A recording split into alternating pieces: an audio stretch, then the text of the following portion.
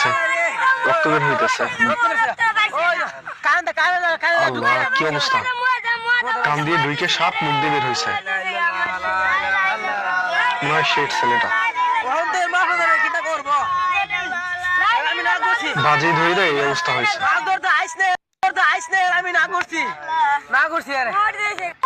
এই ছেলেটা বন্ধু বান্ধবের সাথে বাজি ধরে মাছ ধরতে নেমে কি অবস্থা হয়েছে দেখেন। কানের ভিতর দিয়ে সাপ ঢুকে মুখের ভিতর দিয়ে বের হয়েছে। আল্লাহ,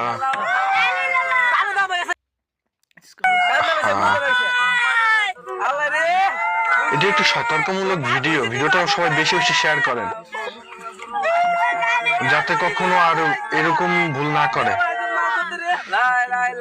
সবাই এরকম বিলে মাছ ধরতে গেলে সাবধানে থাকবেন। দেখেন কি অবস্থা হয়েছে ছেলেটার।